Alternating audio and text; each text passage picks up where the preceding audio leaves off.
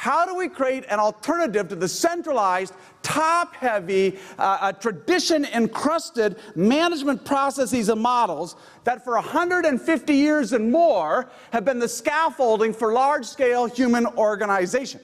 What we can do as a species, the problems we can solve, the challenges we can overcome, is really fundamentally limited by the tools and processes we have at our disposal. How do we bring people together in productive ways to accomplish amazing things? The challenge, I would argue, is that we are now held hostage by an old management model that is increasingly becoming out of date.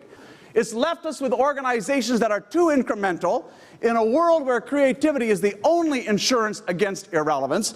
And it's left us with organizations that are just simply uninspiring. At the same time that it's initiative and passion and imagination that drive performance, these are human capabilities that are gifts that people bring to work only when they are inspired. In the midst of all that turmoil and all that change, most large organizations have struggled to stay relevant. If you went around the world and you asked virtually any human being who works for an organization of any size, if you asked any of these people to draw a picture of their organization, they're going to draw something that looks like this. And in one form or another, this has been humanity's most durable social structure. By the way, if you pick up any book, any article, anything about management that assumes that this is going to be the way we're organized 10 years from now, put it down, you're reading something that's irrelevant.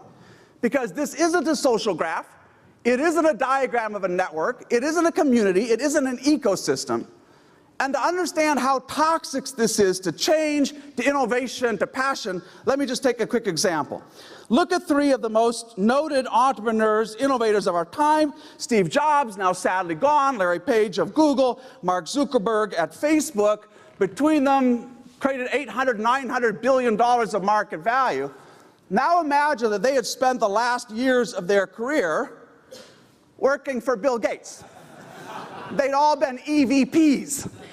Or worse yet, right, for this guy, Steve Ballmer, who in the year 2007, Ballmer said, there is no chance that the iPhone is going to get any significant market share, no chance. Just a small hint, as a leader, be a little tentative, right? Leave yourself some wiggle room, so no chance.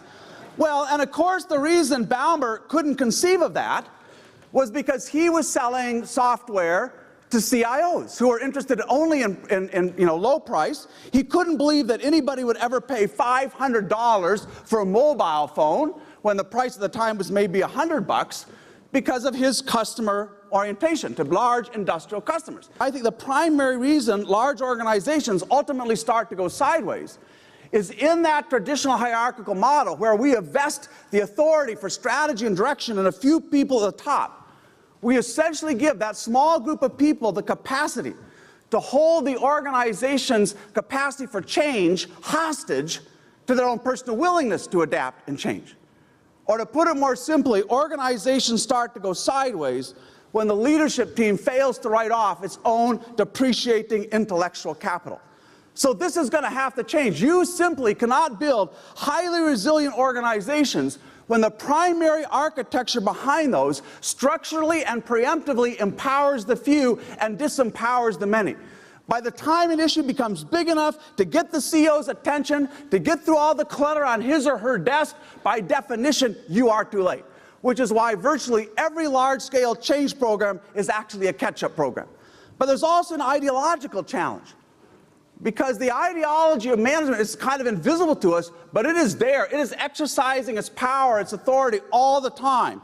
If you go to basically any thesaurus around the world, in any language, and you look up the phrase to manage, where manage is used as a verb, the number one synonym around the world is to manage means to control. Right? As managers, we manufacture control. Employees manufacture products and services, but we are the enforcers, enforcing compliance and conformance to budgets, to work standards, to ethical guidelines. 100 years ago, Max Weber said this very simply. He said, bureaucracy is the most rational means of carrying out imperative control over human beings. Superior to anything else in precision, stability, discipline, reliability. Unfortunately, those are not now the organizational qualities that will get you ahead. Those are precision, stability. These are table stakes. There's almost no competitive advantage left in that outside of a few industries like healthcare and education, right? Most industries have already figured out how to do this. And yet control is at the core of our management philosophy. There was a recent survey, 300 large organizations around the world, and they were asking employees about their leaders, their managers. Only 21% of employees around the world said that my leader empowers me to make decisions. Only 21%. That's just like, despite the decades of talking about empowerment and engagement and job enrichment, that ideology is absolutely still in control. So what happens again and again as firms grow? Bureaucracy takes over. I was talking recently in one of the darlings of Silicon Valley, a company that's pioneered all kinds of new markets, software as a service. This company is, I don't know, $3 or $4 billion US in revenue. They have 600 vice presidents, for goodness sakes.